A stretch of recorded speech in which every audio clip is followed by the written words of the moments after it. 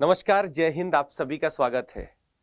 पैसा दुगने करने की बात जहां आती है, शायद लोग उतारू बहुत हो जाते हैं।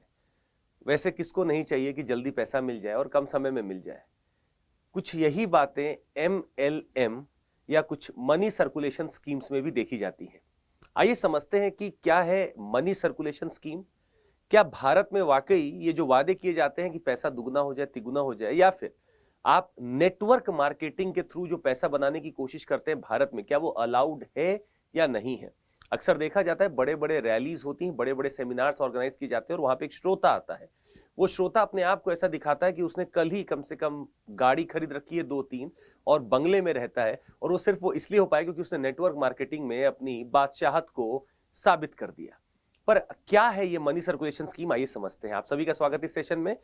तो वर्ड है मनी सर्कुलेशन, जो बहुत सारे तरीकों का हो सकता है। एक है बिल्कुल नेकेड मनी सर्कुलेशन स्कीम का मतलब होता है कि यहां पे सिर्फ पैसा ही पैसे को ड्राइव कर रहा है। इसका क्या मतलब है कि एक इंसान है जिसके अपने नीचे 10 इंसान को तैयार किया, इस 10 इंसान ने पैसे दिए इस इंसान को, तो इसके पास पैसे आए। ये 10 इंसान बाकी 10 इंसान के पास जाते हैं, तो 100 इंसान अब नीचे चले गए। 100 ने पैसा दिया, इन 10 को इन्होंने पैसा दिया ऊपर, तो एक कमीशन नीचे से ऊपर तक बनता हुआ जाता है। गौर करिएगा, इसमें सिर्फ पैसा दिया जा रहा है, बिना किसी काम का, बिना किसी प्रोडक्ट का।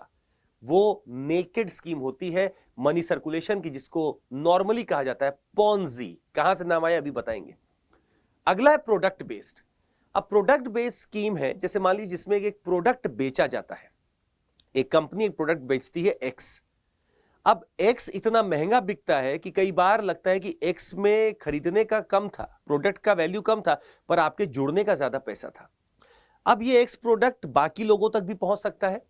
अगर किसी और के बताए हुए द्वारा आप अगर प्रोडक्ट एक्स लेने गए, तो उसको भी इस प्रोडक्ट का कुछ पैसा मिलेगा, और जिसने सबसे पहले इसको अपॉइंट किया था उसको भी मिलेगा। तो एक कमीशन अभी भी बंधा हुआ है। पर एक फर्क क्या हो गया कि एक प्रोडक्ट बेस हो गया, इसमें एक प्रोडक्ट चलता हुआ दिख रहा है। प्रोडक्ट बेस्ड स्कीम्स को मल्टी MLM या फिर इसको कहा जा सकता है मार्केट सर्कुलेशन स्कीम कहा जा सकता है, या मल्टी लेवल मार्केटिंग कहा जा सकता है, रेफरल मार्केटिंग कहा जा सकता है। पर जो नेकेड है उसमें बस पैसा ही दिया जा रहा है। अब आइए समझते हैं कि आखिर भारत में कहां पे क्या लॉ है इसके लिए, ये समझ लेते हैं। तो नेटवर्क मार्केटिंग चल रही है और उसमें इस इंसान ने अपने नीचे बहुत सारे नेटवर्क बना रखे, सारा बस पैसा देते जाते हैं। तो MLM वर्सेस पिरामिड में एक छोटा सा भेद ये होता है कि एक वर्ड है पॉन्जी का, जो आपको समझना चाहिए, तब आप पिरामिड समझ पाएंगे। पॉन्जी यूएसए का ही घोटाला है। यूएसए में एक इंसान आने वाले जिनका नाम है चार्ल्स पॉन्जी, कुछ 1860 के आसपास की बात है। वो एक नया दिमाग लेके आते हैं और उन्होंने चालू किया कि मैं, मेरे भीतर 2, मेरे नीचे और 2-3 और उसके नीचे और कुछ लोग, तो एक पूरी हायरार्की बनती चली गई। तो इसमें 4th level, 3rd level, 2nd level और टॉप लेवल इन्वेस्टर्स हैं या स्कीमर्स हैं। ये पैसा इनको देंगे, ये पैसा इनको देंगे, ये पैसा इनको देंगे। तो इनकी जो कमाई हो रही है वो किसी प्रोडक्ट बेस पे नहीं है, कोई दिमाग से नहीं है, वो बस जोड़ना चाहते हैं, लोगों को जोड़ना चाहते हैं। तो ये जुड़ेगा तो कुछ पैसा देगा। तो ये किसका पैसा दे रहे? जुड़ने का पैसा दे रहे, एसोसिएशन का पैसा। तो अगर ये इनसे जुड़ा है तो कमीशन इस तक जा रहा है, ये अगर इनसे जुड़ा है तो यहां तक जा रहा है, और इनके नीचे भी जो होंगे पैसा हमेशा ऊपर तक जा रहा है। तो इन स्कीम्स में लगभग लोगों को लगता है कि मैं जितना बड़ा मार्केट बना लूंगा, नेटवर्क बना लूंगा, उतना ही ज्यादा मैं अमीर हो जाऊंगा। इसमें लोगों को ये लगता है, पर विश्वास मानिएगा इकोनॉमी कभी ऐसे वर्क करती ही नहीं। If you are paid for nothing, that's totally collapsed economy. और यही यहां पे होता है। इन्हीं सब स्कीम्स को कहा जाता है यूएसए घोटाला की पॉन्जी स्कीम। यही चार्ल्स पॉन्जी थे जिन्होंने चालू किया था पॉन्जी स्कीम। अब आप समझिएगा, MLM वर्सेस पिरामिड की अगर बात करें तो पिरामिड एक पॉन्जी स्कीम है जिसमें कोई भी ऐसा लेन देन नहीं हो रहा है प्रोडक्ट का, कोई ऐसी इंटेलेक्चुअल सर्विस नहीं देगी, बस जोड़ा गया है। MLM में एक प्रोडक्ट बना लिया जाता है। मल्टी लेवल मार्केटिंग में हो सकता है एक प्रोडक्ट हो, एक सर्विस हो जो दूसरे को मिल सकती है, और अगर उसके नाम पे आप कुछ खरीदते हैं तो आपको भी हो सकता है कुछ कमीशन मिले। अब आइए कुछ और देखते हैं कि क्या इसके ऊपर रेगुलेशन आया गया। 1965 की बात है। आंध्र प्रदेश एक पहला स्टेट आता है जिसने एक लॉ इनैक्ट करने की कोशिश की थी, और उसके बाद चंडीगढ़ भी एक लॉ लेके आता है। 1974 की बात है। कमिटी बनाई जाती है, इसका नाम है जेम्स राज कमिटी, जो पढ़ती है इनको कि कैसे आखिर ये वर्क कर रही है, मनी सर्कुलेशन स्कीम कैसे वर्क कर रही है, कैसे इनको बैन लगाया जाए। हमें पता चलता है such money circulation schemes that are totally Ponzi in nature. Ponzi का मतलब है कि वो बिल्कुल भी कोई प्रोडक्ट से रिलेटेड नहीं है, सिर्फ नेटवर्क की बात हो रही है, एसोसिएशन फी बस लिया जा रहा है। ऐसी स्कीम को बैन कर दिया गया। हालांकि 1978 का एक स्कीम आता है, price chit and money circulation act 1978 जो बैन करता है इसको, पर ये सेंट्रल का एक्ट है और स्टेट गवर्नमेंट को बोला गया था इंप्लीमेंट करने के लिए। याद रखिएगा 1978 के तहत ये बैन किया गया था पॉन्जी। अगला देखते हैं। जैसे ही आप अगला एक चीज देखना चाहेंगे यहां पे, I would like to show you this. देखिएगा, तो एक चीज तो हम समझ गए कि यहां पॉन्जी स्कीम बंद करने की बात की गई। अब अगला सवाल ये उठता है कि क्या हमारे यहां भारत में चिट फंड भी बैंड है? चिट फंड होते क्या है? चिट फंड को समझने के लिए आपको थोड़ा सा इंतजार करना पड़ेगा। चिट फंड क्या होता है? मान लीजिए 50 लोग मिलकर 10,000 रुपए जोड़ते हैं, तो चिट फंड हमारे भारत में रेगुलेट किया जाता है और रेगुलेट होता है कुछ एक्ट के द्वारा। 50 लोग मिलकर 10,000 रुपए इकट्ठा किए, मतलब टोटल 5 लाख रुपए आ गया। अब इस 5 लाख रुपए का एक लोएस्ट बिड लिया जाएगा। मान लीजिए 65% इसका लोएस्ट बिड लिया गया, तो जो बचा है 5 लाख में से माइनस कर दीजिए, 35% चिट वैल्यू चली गई, बचा 3.25 लाख। हो सकता है जो कमीशन है, फोरमैन है, वो भी कुछ कमीशन लिया, 5 लाख उसने 5% ले लिया, 25,000 उसने ले लिया।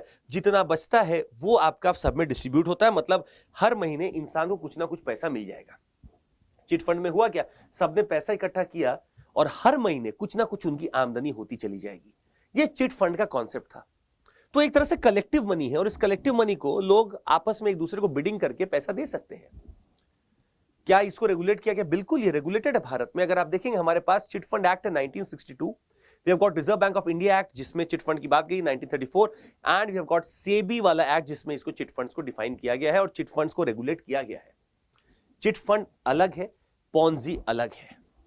चिट फंड की बात अगर करें तो एक बहुत बड़ा स्कैम कुछ दिन पहले उधेड़ा गया था, उसका नाम था शारदा स्कैम। इस स्कैम में देखने को मिला था कि अच्छा खासा पैसा इकट्ठा किया गया था। अगर एक एस्टिमेट लें तो 20,000 करोड़ तक इकट्ठे किए गए थे और उसको सुप्रीम कोर्ट के अगर हम डेटा के हिसाब से देखें तो कहीं ना कहीं 10,000 करोड़ रुपए इकट्ठा किए गए थे। शारदा ने बोला था कि बहुत कम मैंने इकट्ठा किए हैं। हालांकि ये सुदीप्ता सेन का चिट फंड था जो ऑपरेशन कंटिन्यू कर रहा था बहुत दिन से, और 2013 में बबल फट गया। जैसे बबल फट गया, बहुत सारे लोगों को एक पैनिक हुआ। पैनिक क्यों होगा? आप जब तक पैसा इकट्ठा कर रहे थे सबका पैसा चल रहा था, सबका पैसा चल रहा था, अचानक से ये बंद हुआ। जैसे ही बंद होगा तो पैसा आना बंद हो जाएगा। लोगों को लगा कि चिट फंड जो इकट्ठा किया जा रहा था वो कहां चला गया, इसकी ओपनिंग नहीं हो पा रही, बिडिंग नहीं हो पा रही, अचानक से पैसा गायब हो गया। इसके ऊपर एसआईटी भी बैठाई गई कि ऐसा क्या हुआ, कैसे हुआ। तो पता चला कि जो ऊपर का सबसे आदमी रहेगा उसने बहुत सारा पैसा ड्राइव कर लिया था, लैंड खरीद रखी थी और सारा पैसा ऊपर ही डाइवर्ट हो गया। नीचे लोगों के पास पैसा ही नहीं आ रहा। 10,000 करोड़ का एक घोटाला माना जाता है जिसमें अगर आप देखेंगे लोगों ने सुसाइड तक कर लिया था। 60 से ज्यादा लोग इसमें सुसाइड कर चुके थे। हालांकि चिट फंड रेगुलेटेड है और बहुत सारे स्टेट है जिनमें चिट फंड के हिसाब से रेगुलेशन होता है। स्टेट अपने हिसाब से चिट फंड को रेगुलेट भी करता है। पर हमारा सवाल यह चिट फंड को नहीं था, हमारा सवाल था लेकर एमएलएम और पॉन्जी को। पॉन्जी भारत में बिल्कुल इलीगल है, आप पॉन्जी स्कीम नहीं चला सकते। As per Consumer Protection Direct Selling Rules of 2021, the government bars direct selling companies from promoting pyramid schemes. Direct selling companies क्या है? आप हम भी इनके कंज्यूमर्स होते हैं और हम भी इनके एक ओनर होते हैं, हम भी इनके एक सेलर होते हैं। जैसे कंपनी है एक्स, उसने एक प्रोडक्ट दिया है टूथपेस्ट का। अभी जरूरी नहीं कि सेलिंग पॉइंट पे ही बिकेगा, आप भी सेल कर सकते हो। तो आप डायरेक्ट सेलिंग में उतरे हो, मतलब कंज्यूमर ही डायरेक्ट सेलर है, कंज्यूमर ही सेल्समैन बन जाता है। ऐसी स्कीम्स जो हैं, जो कि आपका प्रोडक्ट बेच रही हैं, वो कभी भी पिरामिड स्कीम्स में नहीं उतर सकती। ये डायरेक्ट रूल हमारा बनाया गया। डायरेक्ट रूल में साफ मना किया गया, they can not take this. वो उनको सेलिंग जो कर रहे हैं, जो डायरेक्ट सेलिंग करते हैं, they can not take up any such promotion of pyramid scheme. वो पिरामिड स्कीम का वहां बात नहीं करेंगे। तो जो प्रोडक्ट दे रहे हैं बस उसका कीमत लेंगे। जहां उन्हें एसोसिएशन का कीमत लिया वो पॉन्जी में बदल जाएंगे। यही सबसे बड़ी बात है। इन इंडिया क्या मल्टी लेवल मार्केटिंग अलाउड है? Yes, unless it qualifies as a Ponzi scheme or an unlicensed pyramid scheme business in India. It is lawful to join a pyramid scheme through a network as long as you are not asked to pay a fee to do so. अगर आप पैसा देके नहीं जुड़ रहे हैं, आप lakh network बनाइए, कोई फर्क नहीं पड़ता। But as per RBI and as per the regulations, if you are paying a network fee to join there, you are into a part of pyramid scheme which is illegal. आप इसमें नहीं part ले सकते। तो स्वाभाविक सी बात है, consumer protection जो डायरेक्ट सेलिंग रूल आया उसे साफ बोला कि कुछ गाइडलाइंस है जिसके तहत में डायरेक्ट सेलिंग जो लोग कर रहे हैं वो पिरामिड स्कीम और इन सब की बातें नहीं कर सकते। यही चीज कंपटीशन एक्ट 2002 में भी देखने मिली। Multi level marketing business operating in India as a pyramid schemes occasionally tag their items at exorbitant rates. बहुत हाई बढ़ाक बेचते। एक प्रोडक्ट आता है एक्स कंपनी का, उनका मंजन आता है 700 रुपए का। अब इतना एक्सॉर्बिटेंट प्राइस है, कौन कंट्रोल करे? तो दिख रहा था साफ साफ कि आप एसोसिएशन फी भी साथ में ले रहे हो। इसको कर्टेल करने के लिए कॉम्पिटिशन एक्ट आता है और बोला कि नहीं, आपको कुछ ना कुछ अंकुश लगाना पड़ेगा और उसके हिसाब से ही आप यहां पे बिजनेस कर सकते हो। तो कॉम्पिटिशन एक्ट 2002 में ऐसे लोगों के ऊपर लगाया अंकुश, बहुत बढ़िया एक एक्ट आया था। तो फिलहाल कंज्यूमर प्रोटेक्शन जो रूल 2021 का हम आपको बार बार बता रहे हैं, उसका साफ मतलब यही है कि आप अगर एमएलएम में इन्वॉल्व है तो आप रहिए, स्वाभाविक सी बात है, कोई टेंशन नहीं होगा आपको। But if you are promoting a pyramid scheme, if you are promoting a network scheme where you are joining the people with some fee, you are going in to do an illegal thing और आपके ऊपर charges और penalty लगाई जाएंगे, जो भारत में allowed नहीं है, आप वो नहीं कर सकते। एमएलएम आप जरूर खोल सकते हैं, आप उसमें रहिए। आप चाहे तो नेटवर्क भी बना सकते हैं जिसमें कि आप पैसा नहीं लेते, आप नेटवर्क बना सकते हैं पर पैसा आपको नहीं लेना है। ये 2-3 चीज बस आपको छोटे छोटे टर्म है जो आपको याद रखने हैं। पॉन्जी स्कीम भारत में अलाउड नहीं है। चिट फंड्स हमारे यहाँ रेगुलेटेड है, स्टेट गवर्नमेंट के एक्ट्स द्वारा रेगुलेटेड है, आरबीआई और सेबी द्वारा, दोनों द्वारा रेगुलेटेड होते हैं। आज के लिए बस इतना ही। और हम आपको एक चाहते थे एक पॉजिटिव कोड देना आज का।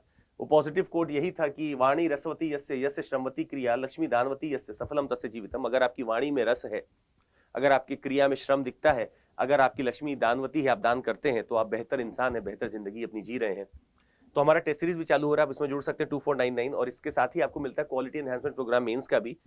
आप इसमें आराम से हमारे फाउंडेशन बैच में जुड़ सकते हैं सीएमसी कोड लगाकर और आपको बहुत लाभ मिलेगा। इसमें 23 तारीख से चालू हो गया। लक्ष्य बैच है हिंदी माध्यम में, ये 30 तारीख से चालू होगा, आप इसमें भी जुड़ सकते हैं। सारा एक्सेस मिलता है आपको, सारी वीडियोस का लगातार मिलता है और क्वेश्चंस हैं, टेस्ट सीरीज हैं, मटेरियल है, सब आप तक पहुंचाया जाता है। मॉक इंटरव्यू हमारा चालू हो चुका है, तो जिनको भी अपना डैफ सबमिट करना है प्लीज दे दें, एक एनालिसिस हो जाएगा, शायद आपको बहुत फायदा मिलेगा। आज के लिए बस इतना ही। Thank you so much, take care, Jai Hind. और जरूर इसको सब्सक्राइब करिएगा, लाइक करिएगा, शेयर करिएगा ताकि लोगों तक पहुंच सके क्या अलाउड है क्या अलाउड नहीं है, कहीं वो गलती से झांसे में ना आ जाए। Thank you so much, take care, Jai Hind, bye everyone.